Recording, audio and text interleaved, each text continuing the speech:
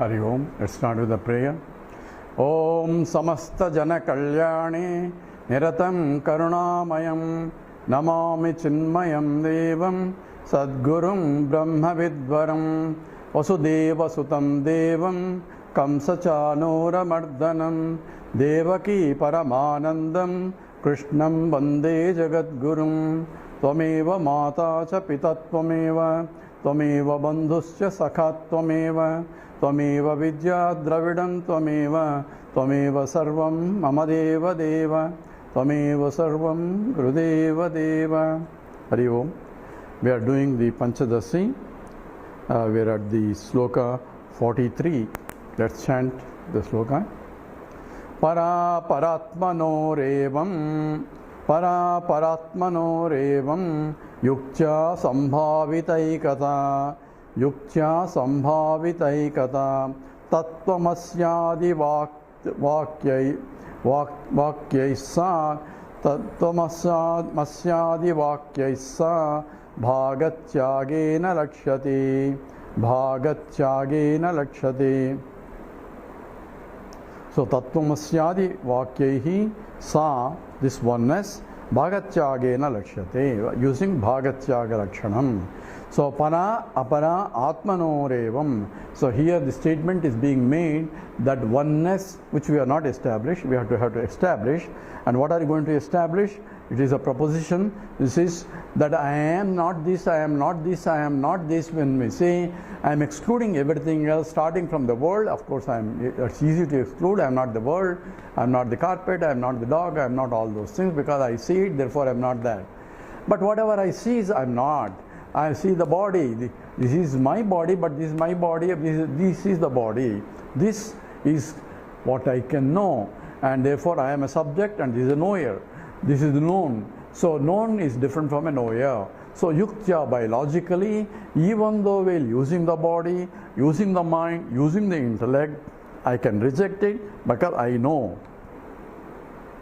So this Panchakosha Viveka also can be done by subject-object distinctions, and since I am a subject and this is an object, I cannot be that. So by process of elimination of what I am not, I can arrive at what I am. I am not this. Neti neti vakyaihi. That's how Brihadaranyaka Upanishad says, by rejecting what I am not, I establish.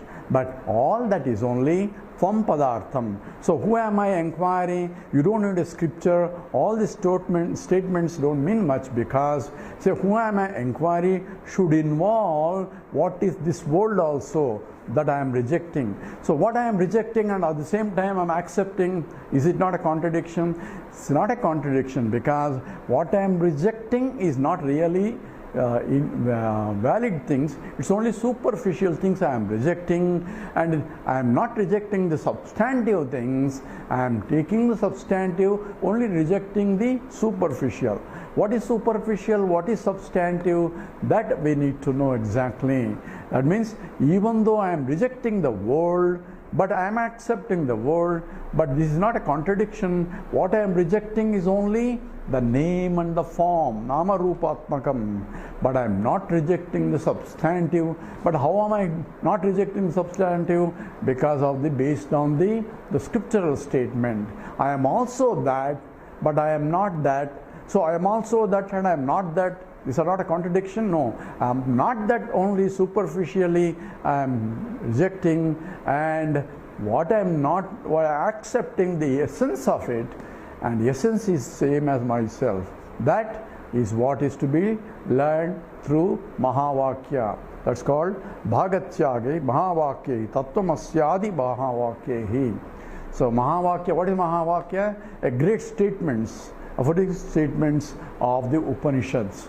And in each one major statement from each Upanishad, there are four, from each Veda, there are four Vedas and one selected as the major, the Mahavakya, and that Mahavakya is Jiva, Brahma, Aikya, Bodhaka Vakyam. Jiva Ishvara, you can also say Jiva Ishvara Bodha Aikya Vakyam. I am different, I am not different from the Ishvara. And that statement, para apara atmarorevam, is a oneness that's being pointed out of what? Of para and apara, of the Ishvara and Jiva. And that yuktya sambhavita ekata. So by proper logic and ekata sambhavita, the oneness is going to be established. Oneness is going to be established by the process of inquiry. And how do I inquire? Tasvamasya adi vakyaihi, using the statements of the Upanishad. For that, Upanishad alone is a pramana or a means of knowledge. It's not a fanatical statement. Vedanta, Upanishad is Vedanta, and end part of the Vedas, where the highest philosophical discussion is there. And it is a pramana, means of knowledge. I am this. So how can I be this? How can I be the carpet, the garbage, all that we are talking about? All that is, I can reject only superficial aspect, but oneness I have to accept it. So this, we can easily understand this, and using the science as a simple logically, and that is essentially when we say every matter consists of electrons, protons and neutrons. That's what our current understanding is. And you can go into further details, but essentially this will do. But every material is nothing but electron, protons and neutrons.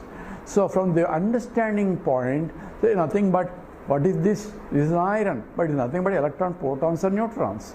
What is the other one? It is gold, but it is nothing but electrons, protons and neutrons. So there is not really difference between the gold and iron from the point of electron, protons and neutrons. What is difference only? Packaging is only different. How they are packed into form, into a gold, in terms of number of electrons on in each orbital of the number of protons and number of electrons together constituting of an atom of gold is different from an atom of the iron. That's only in terms of superficial organization of the electrons, protons and neutrons. So that is a correct understanding from the science point. So that is a knowledge by yuktya, by yukti, by logically I can understand oneness of the gold and the iron. Also I can understand oneness of the garbage and delicious food also. If you say they are one, they are same, yes they are same. From what point? From the absolute essence point. But packaging is different. Packaging is required for particular transactions. So transactionally I can distinguish and separate garbage and the food. I put the food in the delicious food in the refrigerator, and garbage I throw it out. That's why we did it a minute back. And that is because even though both are electrons, protons or neutrons, so even though there is a oneness that pervades, transactionally I can transact it in spite of the understanding that there is a oneness that pervades both garbage and the food. I can enjoy the delicious food, at the same time reject the garbage, knowing very well they are nothing but the same from the point of electrons, protons and neutrons, other than the packaging. In the same way, I have to understand the oneness that pervades para apara, Ishvara and the Jiva. I am the Ishvara, you are not Ishvara. There is a oneness that pervades Atma and Paratma, Paramatma. From the oneness, that the substantive point, it is the same, but packaging is different. That has to be understood.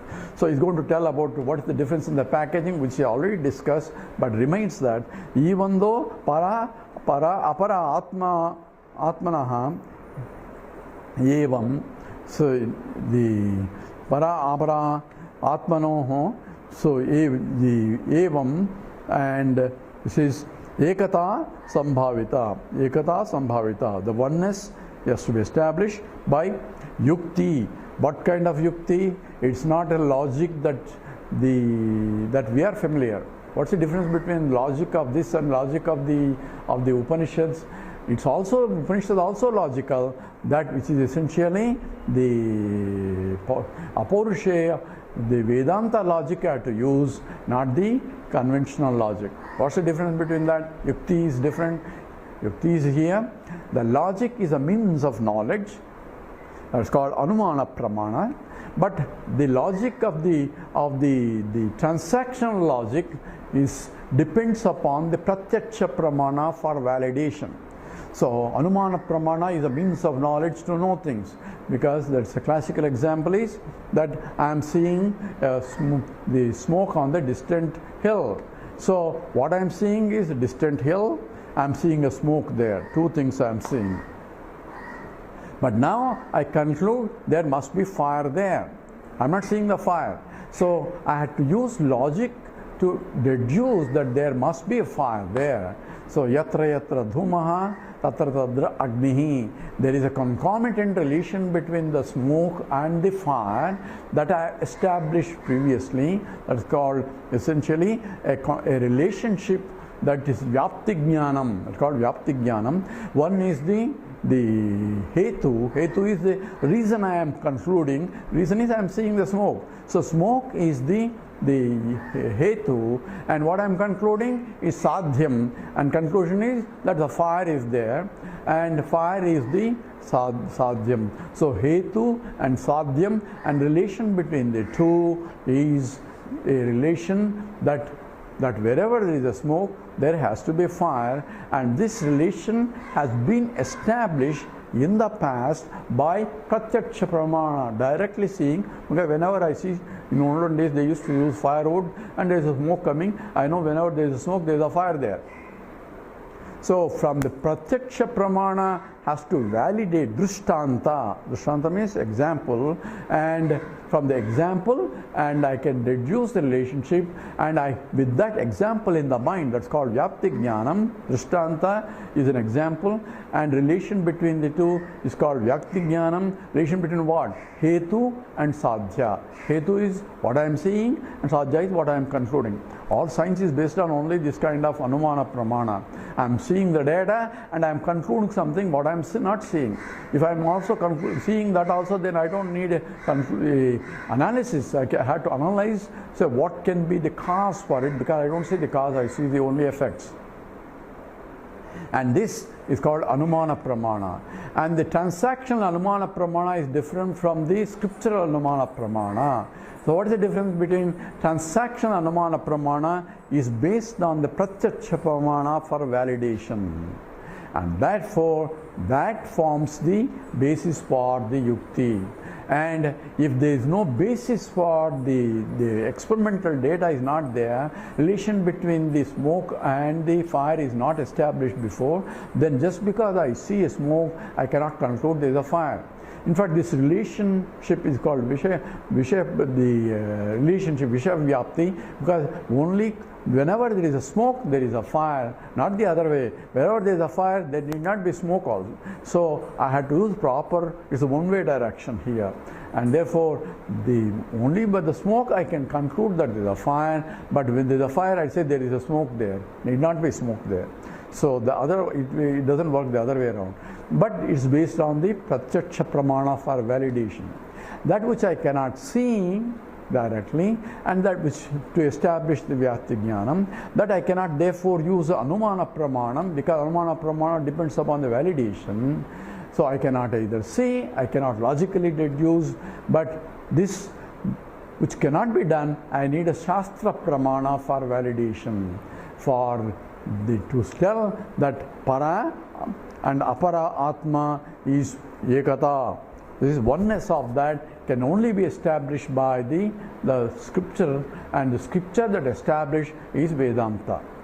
In fact, any scripture that established the oneness of the Jiva and Paramatma oneness, that becomes a Mahavakya. And we accept any scripture that says this, and since no other scripture says other than Vedanta, Vedanta alone becomes a Pramana. Do I have to study Vedanta in order?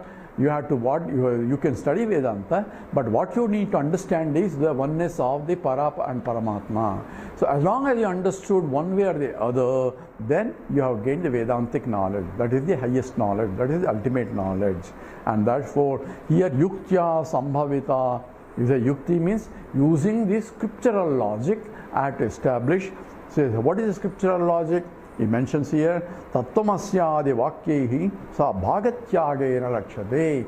You have to use a Bhagatyaga in order to understand the Tattvamasya Vakyam. You are the Tattvamasi is a statement in the Chandogya Upanishad, and that statement is being interpreted by different acharyas differently. Therefore, you have to use yuktya. Proper logic also has to be used in order to arrive at this para, apara, atmanoho, evam, ekata, sambhavita. Because the same statements are used by other Mahatmas and they do not come up with the ekata of the two. Oneness of the two is not, they interpret differently. Therefore, you need to have proper yukti, and here what is the yukti? Logic. It says Bhagatyaga Lakshatam. So the logic is you have to use a Bhagatyaga logic, that is Lakshati. So Lakshati is this Bhagatyagam. In the classical it's called Jahal Lakshanam, or Jahal Lakshanam, Ajahal Lakshanam, Jahal Lakshanam. Jahal Lakshanam is that you have to add something in order to make it understand. In the other case, you have to remove it something and in order to understand. Here you have to keep something, only remove part of it. Bhaga Tyagam. Bhaga means part of it is to be rejected and the remaining has to be equated. That's essentially what the Bhaga Tyagam is going to discuss more about it. So we'll discuss at that time without going into details here. So you say that there is a oneness of the para, apara, Paramatma and Jivatma, and that oneness, this is how can that be possible? And it is one Brahman expressing in two different ways is the difference between the Paramatma and Jivatma. So let's read the next sloka, which is 44. Excuse me, a minute.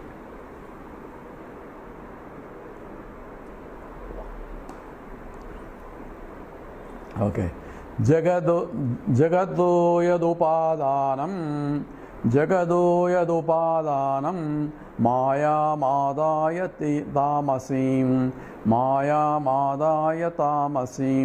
nimittam suddhasatvam tamuchyate brahma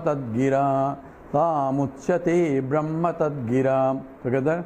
Jagato yadupadanam maya madaya tamasim nimittam suddhasatvam tamuchyate brahma tadgira.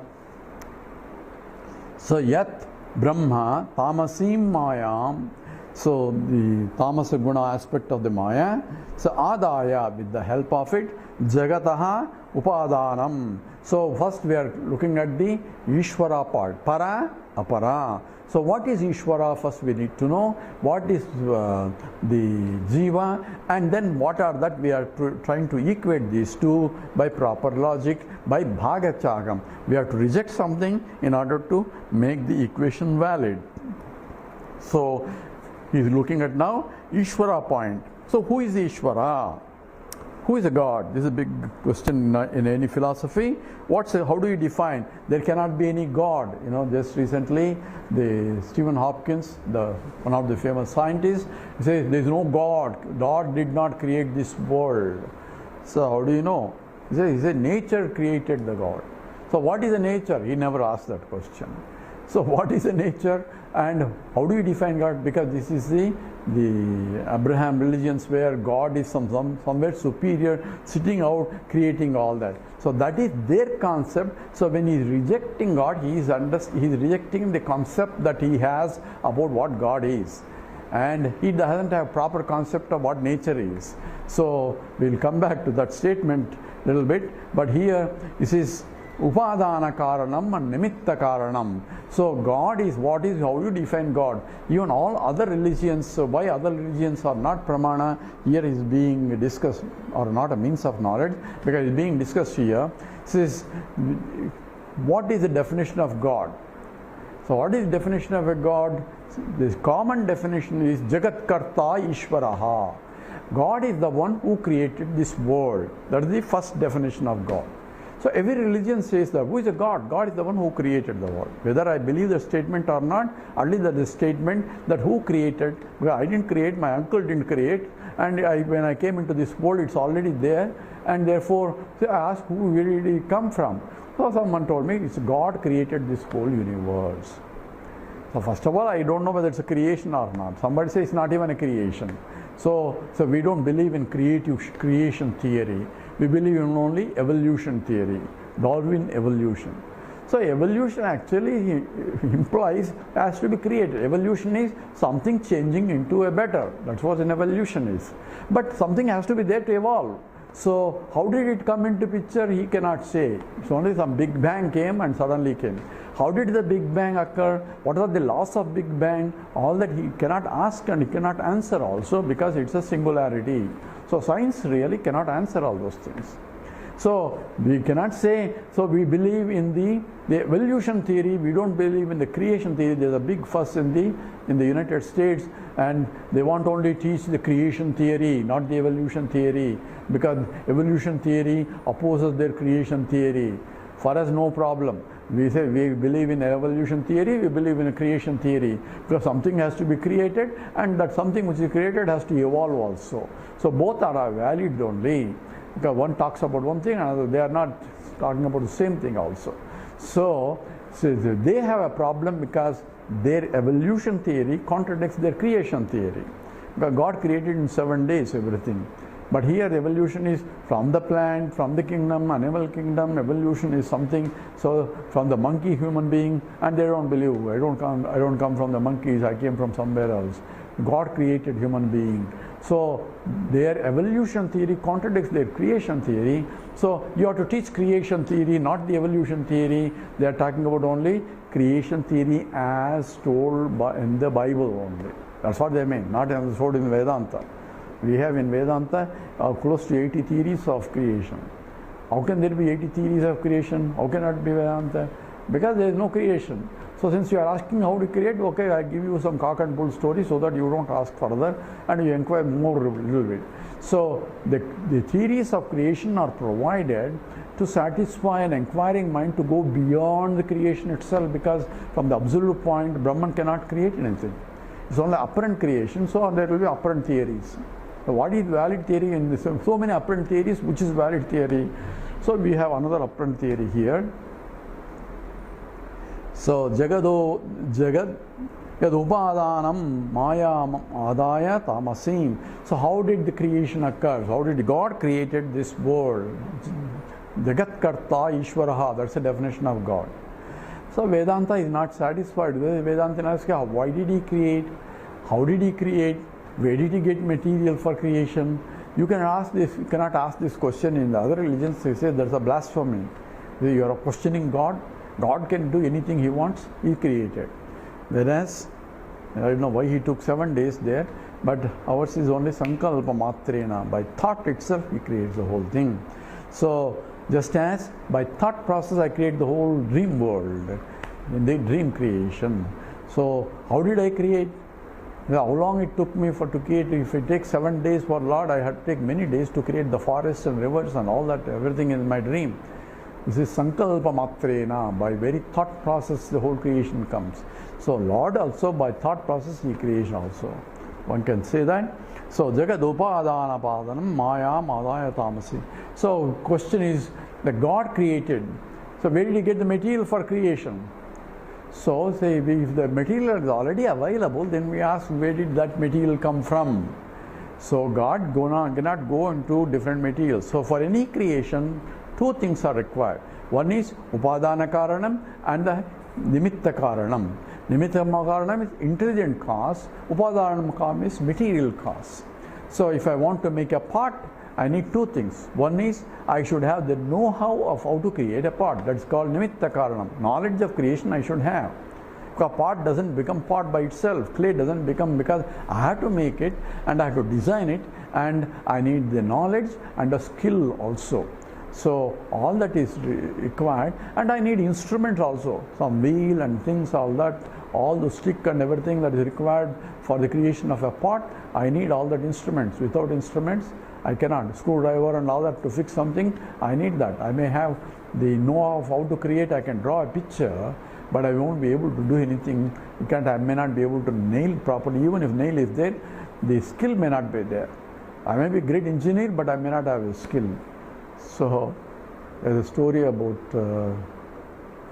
I forgot, Vishwesvaraya. He's a great engineer, and there was some story, I don't know how much it is true, and there's a big factory and suddenly it stopped working, and they said, call Vishwesvaraya, is here and he may be able to tell us where it is, because they couldn't find out the problem. So they called Vishwesvaraya. So Vishwesvaraya went around all the places and looked around carefully, and he says, after looking everything, and then he came to a place and says, give me a hammer. So he took a hammer, he gave a big bang at some place, and then everything started working. So my God, that's it. So, and his bill was 1001. He says, what is all you did is a tuck, one hammer, we could have done it. So you are charging 1000 rupees, 1001 rupee for this. He says, 1 rupee is for my labor and 1000 rupees is where to heat it properly. So that intelligence is required. Otherwise, other could have done tapra anywhere else, but doesn't start. So you have to hit at the right place, at the right amount, at the right, that knowledge, he alone has it. So 1000 rupees for that intelligence and 1 rupee for the action itself. But anyway, that is famous engineer Vishwesvaraya. So here we are talking about the material, where did they get material? So since he is Ishvara, he cannot go out and get some material outside. I can go and get material for clay somewhere else. So Upadana Karanam, the material cause, is different from the Nimitta Karanam, the one who is making a pot. Clay is different from a pot maker. The gold is different from a goldsmith. In all our familiarities, he doesn't make gold also from himself. He has to borrow gold somewhere else and create a ring and a bangle and all that. So Nimitta Karanam and Upadana Karanam are there, but they are two different completely.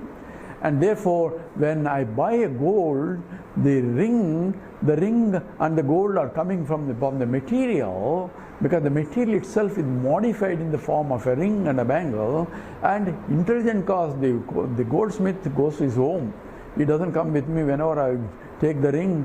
Goldsmith is separate from the material cause. But in the case of the universe, he has to create from himself. The material also has to come himself.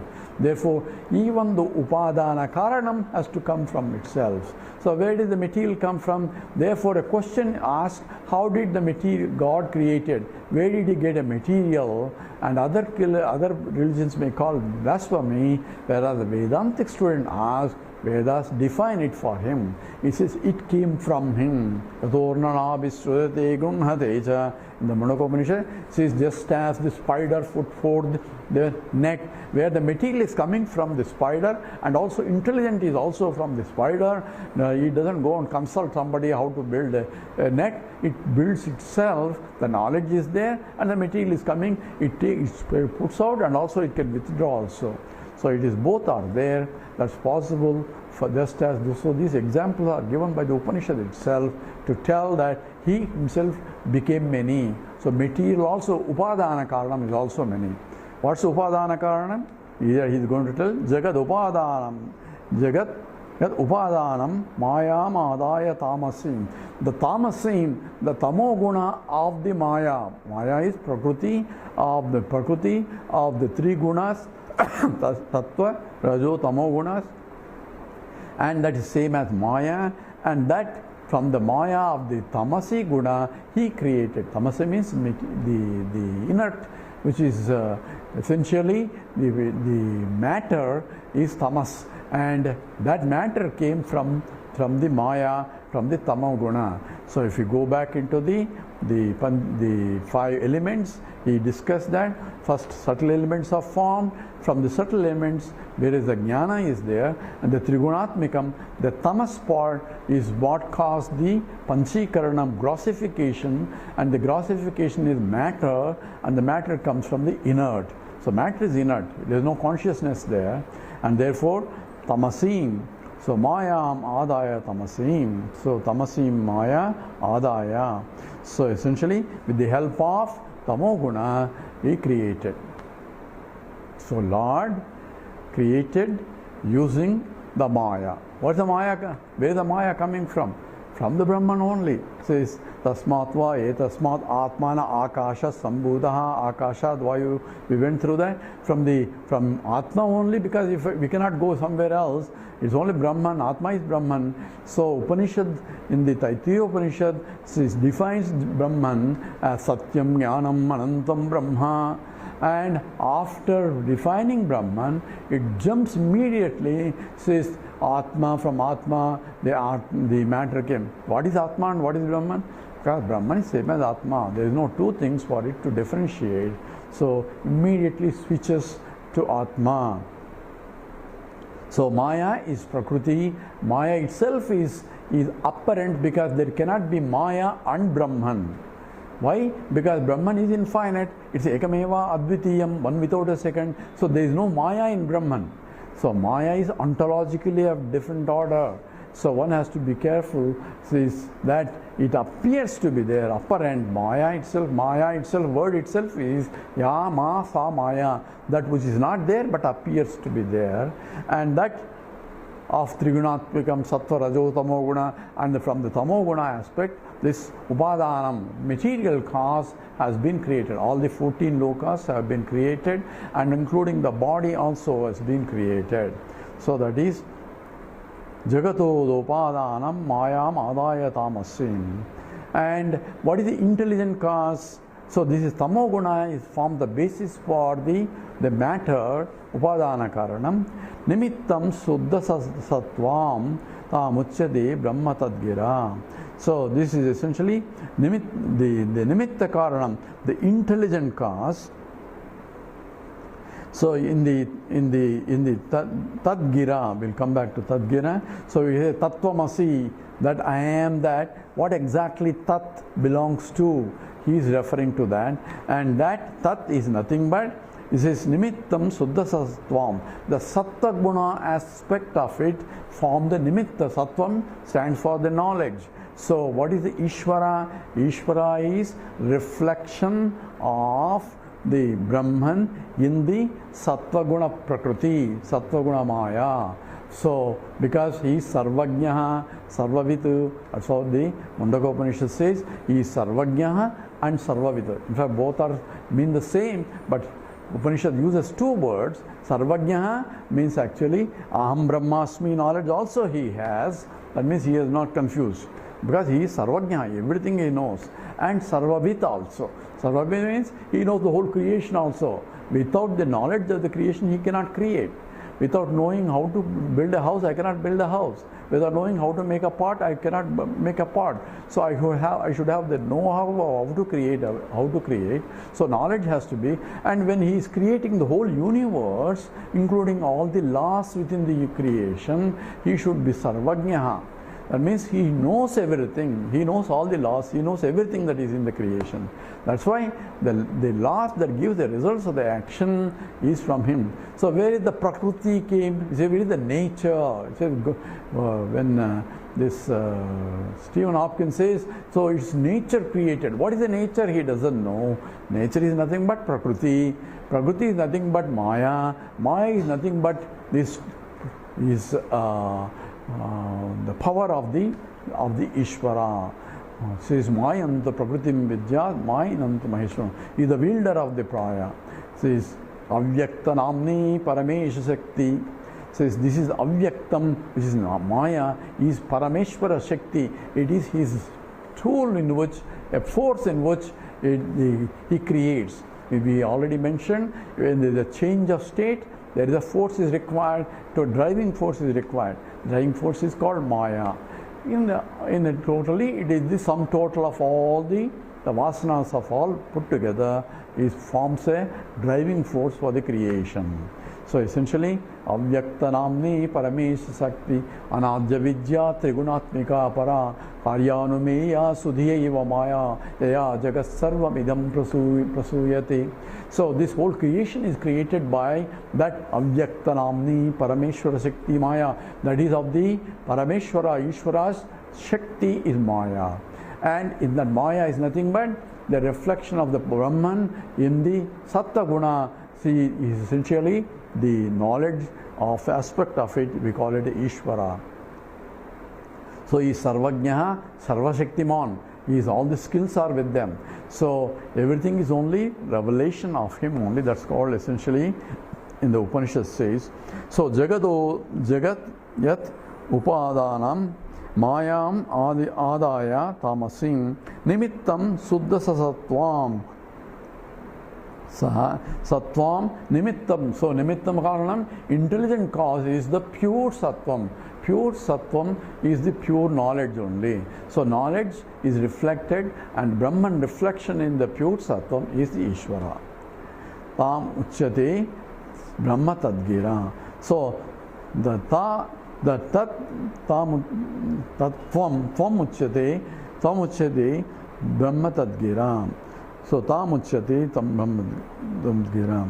Tad is the Gira. Tad is that. Gira is essentially in the Tattvamasi statement. Gira is Tattvamasi statement. That is refers to. What is Tattvamasi? You are that. You has been analyzed by the Panchakosha Viveka. One has to establish who am I. That's only the Tvam Padartham. Tat, what is that? You are that. There is Tat.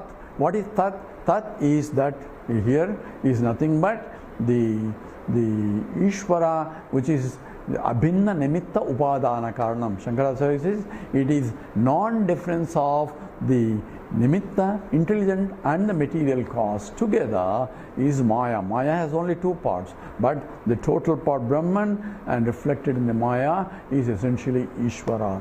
He is pure Saddha Sattva, and others are the Asuddham, and Asuddham comes from the Jiva. So we have defined the Brahman here, and he is going to define the Jiva, which is already stated before, and that in the 45 sloka. Yada malina sattvam tam, yada malina sattvam tam, kama karmadi dushitam, dushitam, adatte tatparam brahma, Tvam padena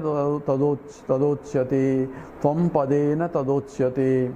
So tat param brahma, that supreme Brahman, yada malinaka sattvam, that which is impure sattvam. So it is the little bit of sat and impurity coming from rajoguna and tamoguna. So this is because of the impurities of the rajoguna and tamoguna. There is some knowledge, but there is a rajas, the activity is going on, and tamas, the inertness is also going on. All three are there. Proportion of sattva is less, and rajas is more, and tamas is there. So in the individual, also the proportion keeps changing because of the sattva, rajas, tamo gunas, and based on the gunas only, says this is Chaturvarnam Maya Susha Guna Karma Vibhagataha. Based on the proportion of the Sattva, Rajo, Tamo Gunas, I have varieties of the classification. The classification is universal. You're not talking about only Hinduism, nothing to do with Hinduism. It is absolute from the point of creation. There is a Maya, there is a Sattva Guna, Rajoguna, and Tamoguna. Sattva Guna is the knowledge based, and the Rajoguna activity based, and Tamoguna is essentially inert, where only the active action are involved. So the question is, what is what in this? The one who has more Sattva Guna are intellectually oriented, and the one who are activity rajasic, because they want to do this, they want to do that, they cannot sit in the class properly, they have to go something, says this is useless, we have to do something, we have to go. So he's running around a factory here and a factory there, and running from the one place to other place all the time, and that's called Rajogunam, and he cannot keep quiet, he has to do something, and that's predominant Rajoguna, and predominant Tamaguna you want lethargic, procrastinating, oh, I'll do it later, sitting on couch potatoes. And there are people of that mentality also. So this is universal. And that, based on the proportion of this, is what Krishna talked about, Chaturvanyamaya. Is it by birth and all that? We don't want to get into this. Here we are talking about Yada Marina Sattvam Tam Kama Karmadi Dushitam. So this is impurities of that contributing to Kama Karmadi. Desires and activities are essentially due to avidya, due to the ignorance of my own nature, because Sattva Guna is not there, and therefore the knowledge that I am the totality is also not there, and I am taking myself as a locality, as I am this, I am this, I am this. That very confusion is involved, that I am this. Oh, I am not ignorant. The very fact that I am this is ignorance. Why? Because I am is a conscious entity, this is unconscious entity. So when I say I am rejecting, I don't believe in God, so you are rejecting yourself in the process. Why? Because I am is there, and I am is pure existent consciousness, that is coming from the Brahman, and this is tamas, which is inert, and you are identifying I am this because you don't know that I am. So essentially, knowing who I am, and what does the Bible say? I am that I am. Because you cannot say anything else. I am, I can keep repeating I am, that I am only. That which is I am is pure existing consciousness that I am. Of course, people misinterpret all those things and says I am the way. Jesus said I am the way. What means what? Jesus is the way. No, I am is the essence of the whole Upanishad also. So I am is the only way. Everything this is inert. So contemplate who is that I am. And that's what this Tattvamasi statement is. So, yada malina sattvam tam kama karmadi dushitam adatti tatparam brahma tvam padena taduchyate. So, adatti tatparam brahma, the Brahman as though adatti, conditioned by this, the malina pradhana, malina, this impurity is a conditioned consciousness, is what is essentially. What is a conditioned consciousness? We discussed about the pure, the inert mind and intellect, and the consciousness that is reflected, and that reflected consciousness is the conditioned consciousness. In the, that's called the Abhasavada, there's Avachedavada, where the part and the part space is same as the total space, and space is pure, and there is no malinam, no dirt in the pure space. If there is a dirt, it is something other than the dirt is in that. If the space is smelling badly, something other than the space itself is the tasteless, it is smellless and all that, because it's infinite. And space cannot be divided.